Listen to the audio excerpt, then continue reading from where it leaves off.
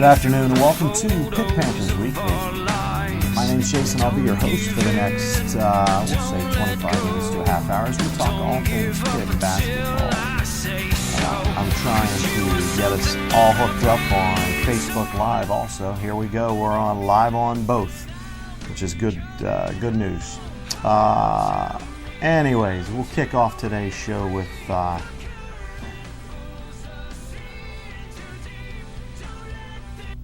a little review of this past week's ACC Opener. The Panthers played Miami. It was going to be a tough test anyways. Miami came into the game 15th ranked, coming off of a tough loss to a team they probably should have beaten and manhandled in that matter. And for that matter, I should say. It just, they came into it playing against, I would call them a superior opponent. But on top of that, they were minus their best player in Ryan Luther. Ryan, coming into that game, was carrying a double-double. He hadn't played in a couple of weeks due to injury. And there was some talk that he could play. After the game, we later found out that he's probably not going to come back. He's probably not going to come back until this week, possibly early next week. I think he's really hoping, the coach is hoping to have him back by this weekend. With that said, I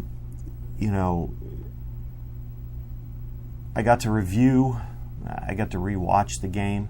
I also saw it live. And if you follow me on DYST or at DYST Pittsburgh on Twitter, you can catch all the action as I give opinion and then some images and whatnot of all the home games as I cover them. For the first 16 minutes, the Panthers are right there, down one, going into the final media timeout at 3:46, somewhere in that neighborhood. They were down 19-18. The problem is they had gone 3.5 minutes to that point in a row without a bucket. And then they finished the remainder of the half without a bucket. And now in those final 7.5, 8 minutes, they made, they had 1 point, and it was a free throw, one of two. It was difficult. It was a difficult watch. During that time period, that's when Miami went on their run.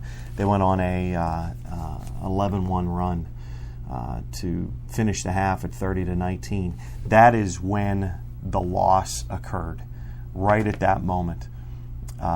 In games past where Pitt has struggled offensively, you've seen them be able to, and I'm talking about this season, of course. In games past, you've seen them be able to put together a good second half.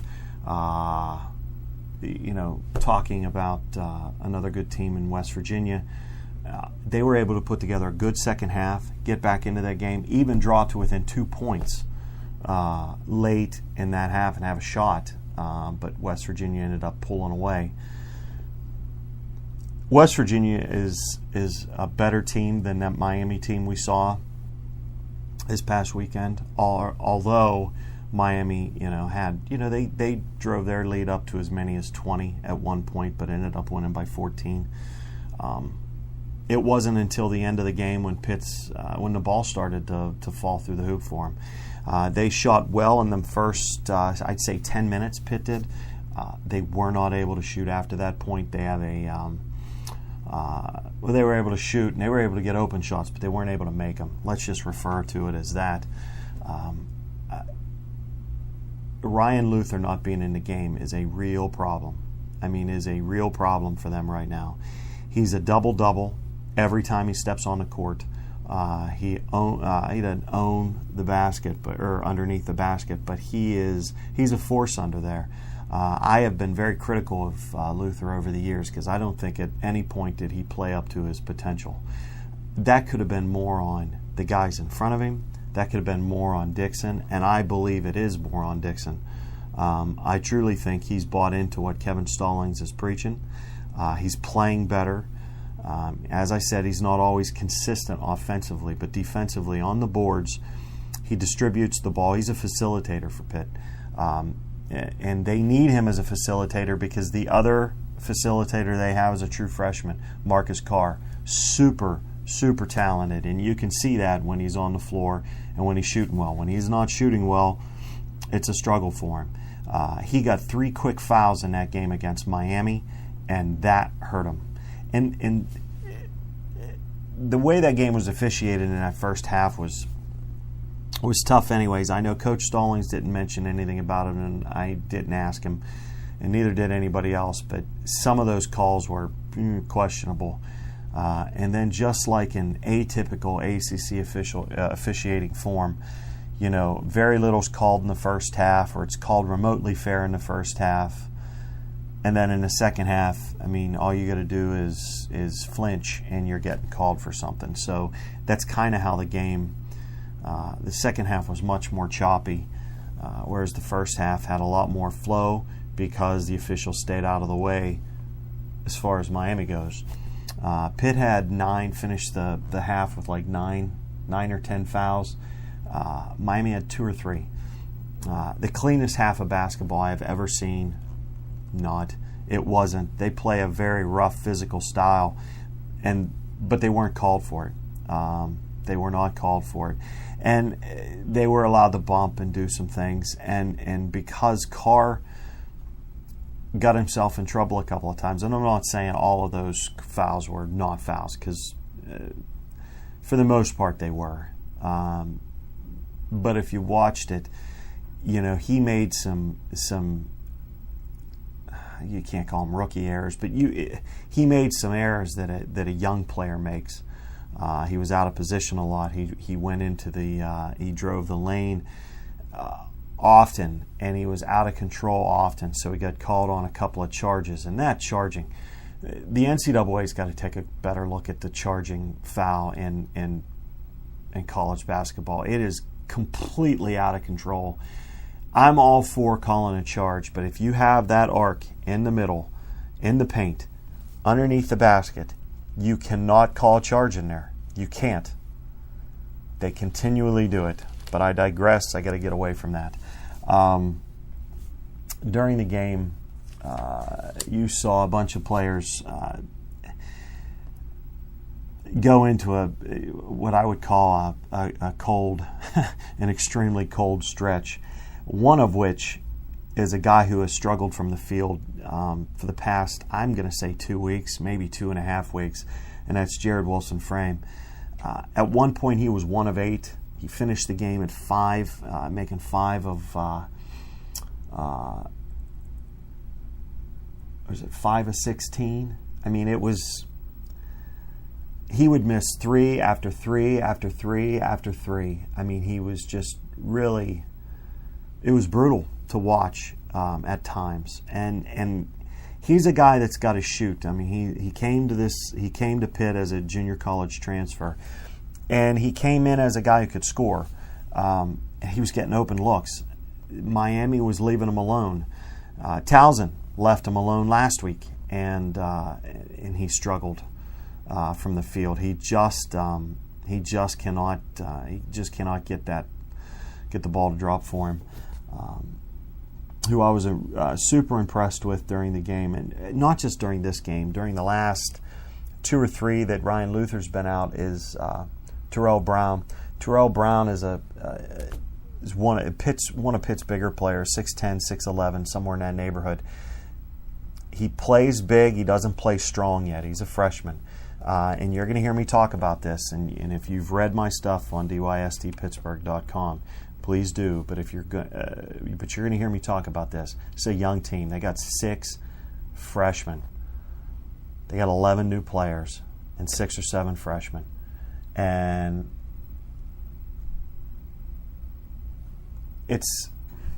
they struggle.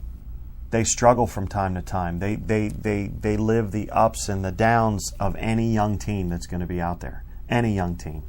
You've got, they start 3 of them. And this past week they started 4 of those freshmen and Jared Wilson-Frame, who's a junior college. So you had a junior and a fresh and 4 freshmen starting all the time. The only other returning player that's a senior on the team, the only 2, are Ryan Luther and Jonathan Milligan.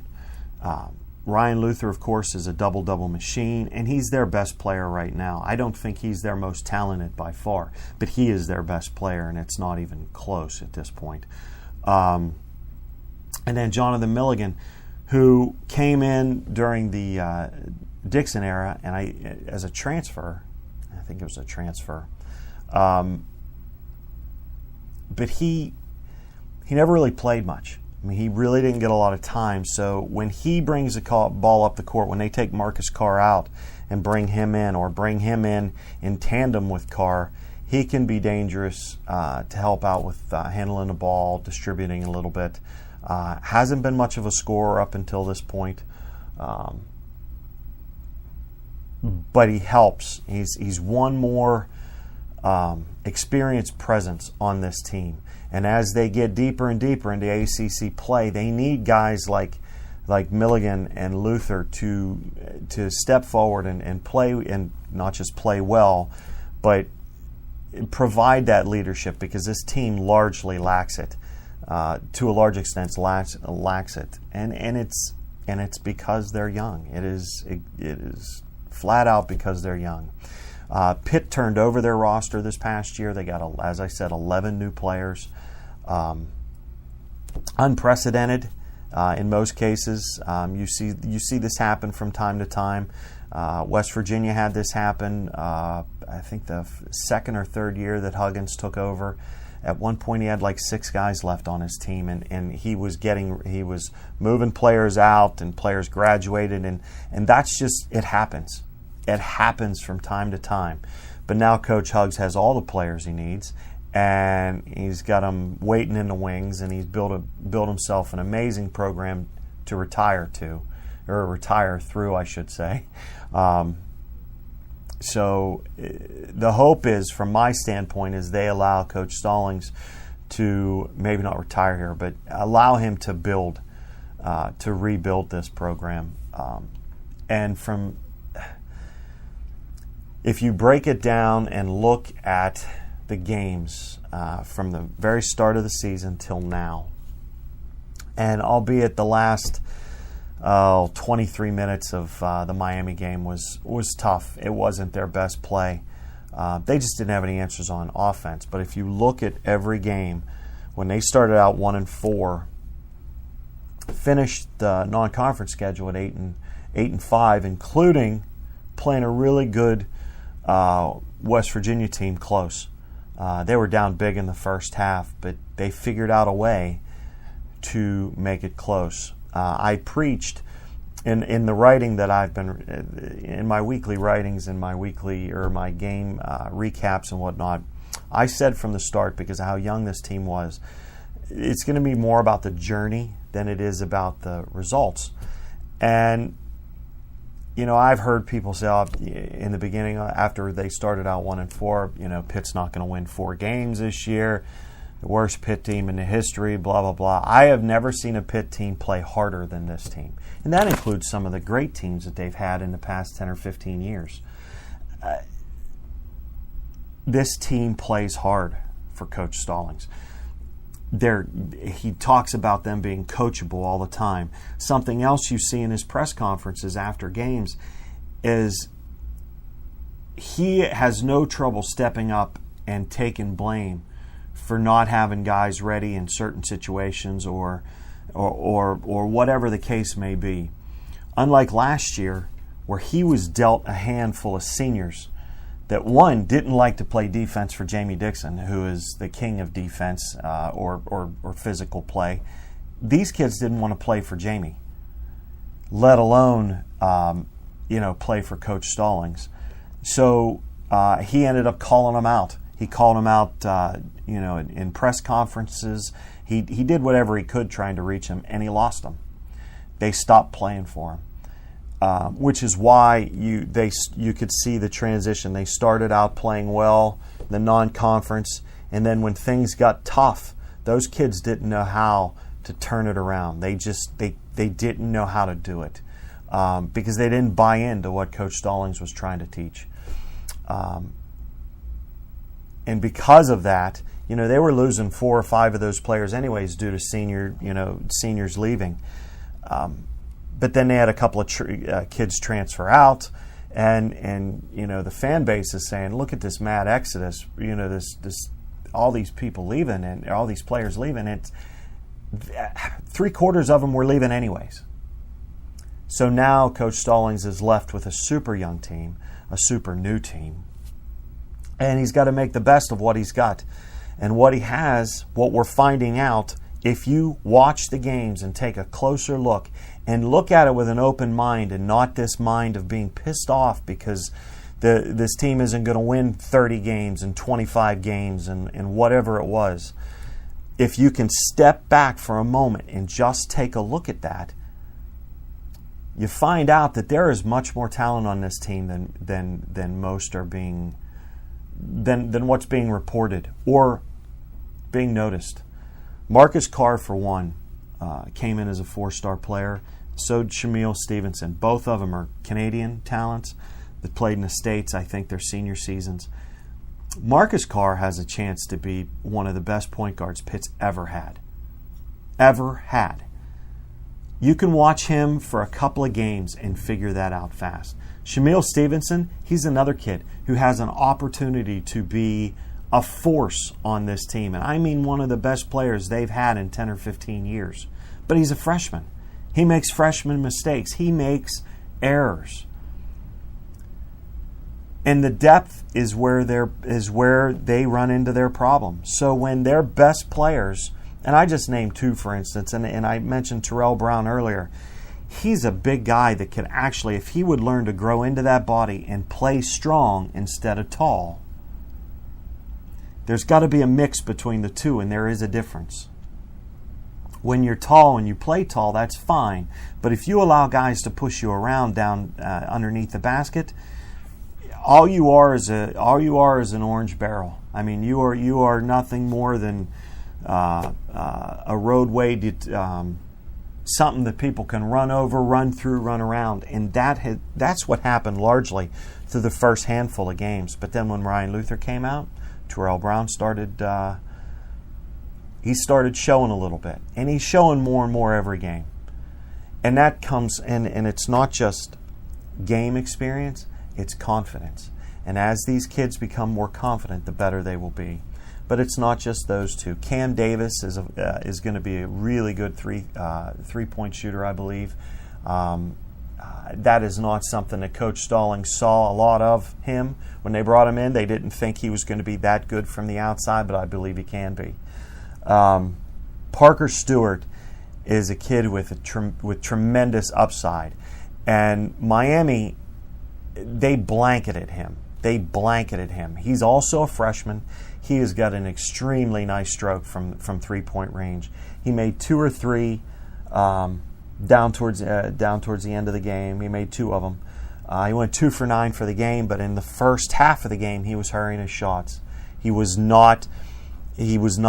have the ability to catch and shoot. And when he did, he was so busy, he was so used to hurrying his shots from what he had to do during the Miami game, or during the early part of that game, that he just never got into rhythm. And it took him almost a complete game to get into that rhythm.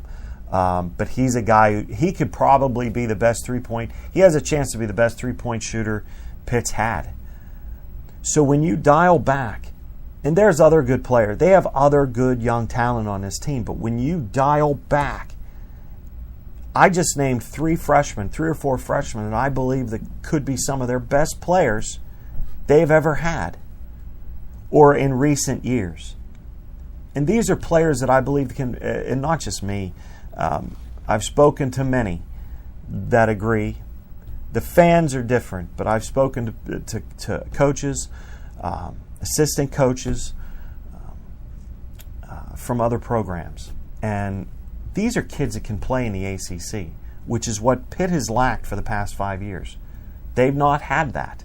They've not had guys that can run up and down the court and play well in the ACC.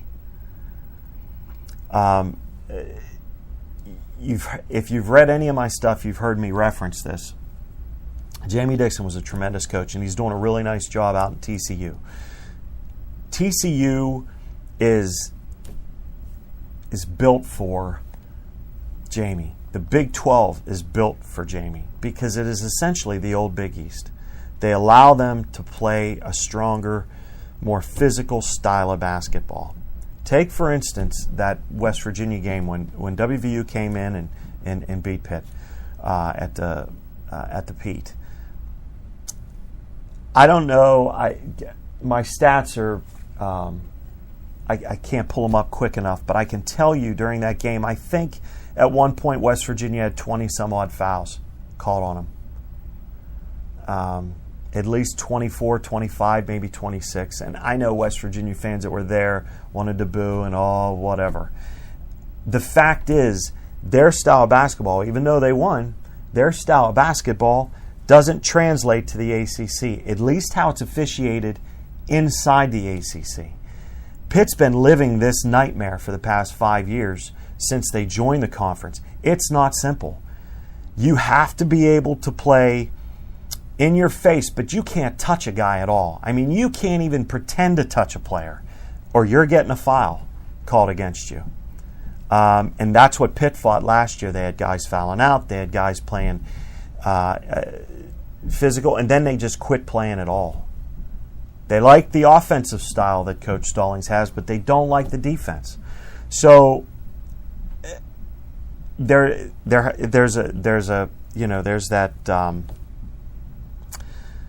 that mix that Coach Stallings brings, which I think will work here, which is why Jamie Dixon wouldn't work here. The transition did not happen well when they came into the ACC. It didn't transpire well. He wasn't able to bring in enough good talent, quality, high-end talent that could score. If you can't score in this league, you will not win in the ACC. And Pitt struggled with scores. Although they had some talented players, they were inconsistent players. They were players that lacked heart. You need to have it all. You need to have the full package. You need to be able to score. You need to be able to play defense. And you got to have heart. If you have all three of those things, you're going to survive in the ACC. If you don't have them, go home. It's over. And that's largely what Pitt fans have seen over the last several years, the decline. By Coach Stallings blowing this whole thing up and going out and getting 11 new guys, 6 or 7 freshmen. They've got two good kids coming in for next year's class, a 4-star athlete and then a junior college transfer, which is what he's going to have to do until these kids become a little older and become a little more experienced. He needs to have players on the team because Ryan Luther and Milligan are both gone next year. So he would then be counting on nothing but freshmen to drive this team. And you can't have it. So that's why the junior college kids are a must, at least while he's building the base up. And that's what he was able to do this past year. I firmly believe that he will be able to not only make this team competitive, they're going to be able to win. Maybe not at the level that many Pitt fans want to see, but they're going to win. The fact is, it is difficult for an outside team like Pittsburgh or whoever to come into an ACC, a blue-blooded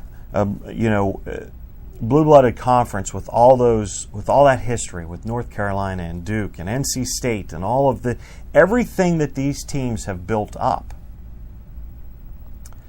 and be able to, join that crowd. That's a tough crowd to join. Louisville was able to do it, but they had Rick Pitino, who was at Kentucky and who brought a lot of clout with him. Now that he's gone, we will see if that program can continue, especially if they're not allowed to cheat anymore, which we all know they all probably cheat a little bit. But we'll see if that can continue. It is difficult to break into that club, and I can tell you it's officiated that way. Those programs get the benefit of the doubt at every turn, even on the football field. It doesn't matter whether the games occur here or there, and Pitt fans and our base isn't the only one who says that.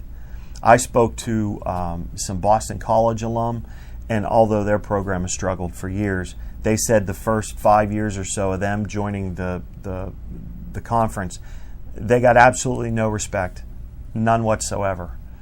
And now they just lack players. But the point is, it's going to take a little bit of time. The fan base has to be patient. They cannot sit here and rail against the team and the coaching staff, and they need to go out and support them. They need to go out and support them. I mean, the non-conference schedule traditionally for Pitt, even in Jamie Dixon's years, they would talk about sellouts. Well, yeah, the games were sold out, but there'd only be 7,000 or 8,000 Pitt fans there for those non-conference games. And then once the conference games started, when the kids were on campus finally, because mind you, this past Saturday, kids still hadn't returned to they were still off campus. So the non-conference has always been a problem. This year it was even worse. So you were seeing 2,500, 3,500 fans at these games, and it was disappointing for the kids. These kids did nothing wrong. All they do is go out and work their butts off and try to win. Coach Stallings has got such an uphill climb because it wasn't who they wanted. It wasn't who the fan base thought that Pitt should be able to bring in. And you know, you hear, oh, well, they should have gotten Sean Miller. Sean Miller didn't want to come. And here's one of the reasons. You're following Jamie Dixon, who is not a legend by any stretch of the imagination, but he's a hell of a coach. And all he did was win 20 or 25 plus games and take them to NCAA tournaments, Final Eights, and all these other things. All he did was help build this program into what it was at the time. The guy who follows that's a tough gig, man. That is a tough gig. You know, the guy who followed Lou Holtz, yeah, not at Notre Dame, yeah, that was a fail. It happens. The guy who follows a really good coach ends up failing, essentially. Not always, but can. If they're not strong enough, if they're not willing to look at the fan base and say, forget you, I'm going to blow this thing up and I'm going to do it my way. And that is exactly what Coach Stallings did. He went and he got the players that weren't leaving, he got to go, hey, we're going to do things this way. If you don't like it, you can move on. I have no problem with it. And they did. So the fan base has got to get behind this team. When those kids return, on the 8th, I do believe they're back on campus. So we will hopefully see a rowdy Oakland Zoo when that returns. That should help this young team, and having Ryan Luther back should help also. That should be the driving force. And I had put if you follow me on Twitter at DYST Pittsburgh, I sent a poll out this morning. How many ACC games do you think Pitt will win? There were 3 choices, 3 or less, 4, and 5 or more. And I kept it that low because in my conversations online, I can tell you nobody that I've spoken or had conversations with feels like they can win more than 3 or 4 games. Max. One guy said they'll go, they're going to pull a Cleveland and not win a game. I don't believe it. If Ryan Luther gets back and is healthy, this team, in my opinion, could win 5 or more games. This is not going to be a team that goes to an NCAA tournament. This is not going to be a team that goes to the NIT likely. But this is a team, as I said in the very beginning of this podcast, it is a team, this season is about the journey. And when you're young, when you've got a really young team, there are benchmarks that need to happen. You need to hit them. First, you need to learn how to play together. That's something else that none of the fan base has taken into consideration. Most basketball teams, when you have juniors and seniors and sophomore and freshmen, a nice mix, a lot of the players have played together for years. Whereas this team, they didn't start playing together until the offseason, till practice. These are all new people. So the first thing they had to do was learn how to play. They needed to learn how to play together. The second thing you needed to learn is how to win. You need to be able to learn how to win against teams that aren't very good. So they've done that too. The next hurdle is learning how to win against teams that you shouldn't beat. Maybe a team or two that, like a Miami or a West Virginia, they need to figure out a way to get over those humps. And I don't mean win consistently at every level. What I mean is, as a young team, you have to hit these benchmarks. It's how you learn. As your children grow up, you're teaching them. They learn things, and there's benchmarks throughout their life. And a young team is no different. So this young team has benchmarks they have to hit.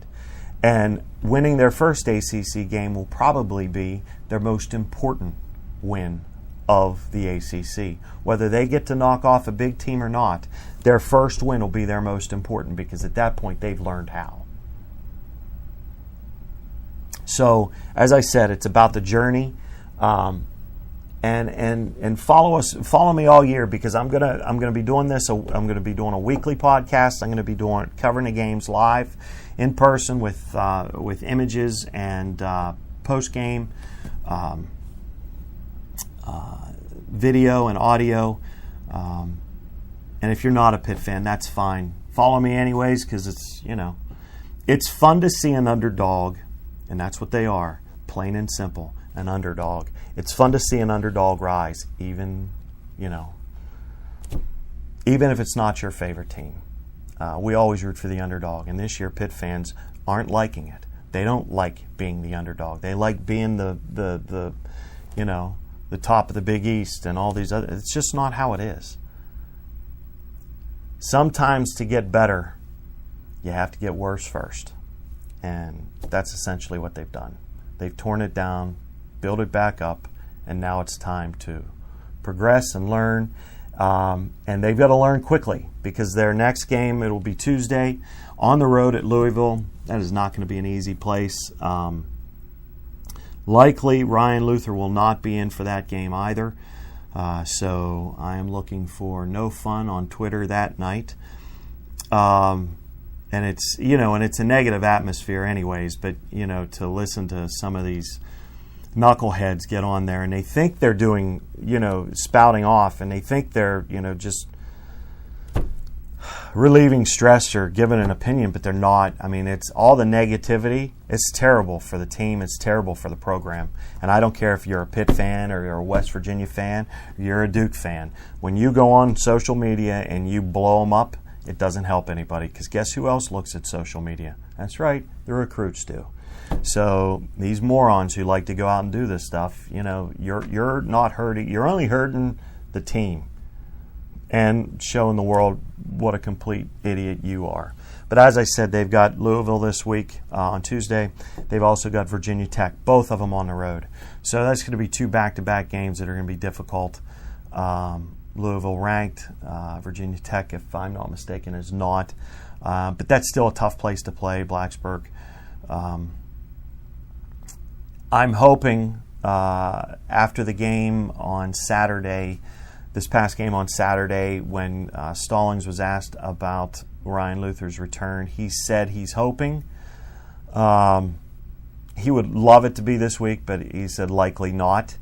I am thinking that he will probably play in his first action in 3.5 weeks on Saturday, and then be full go the following week. So if that's the case, they have a shot Saturday.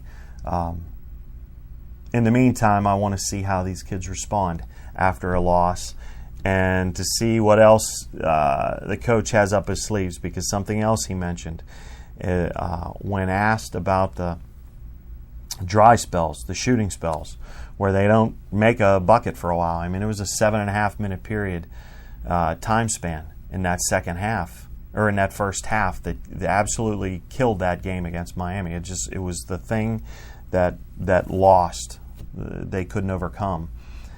He came right out and said, I have to do a better job, and I have to figure out something for these kids to be able to fall back on offensively that can help them during those stretches.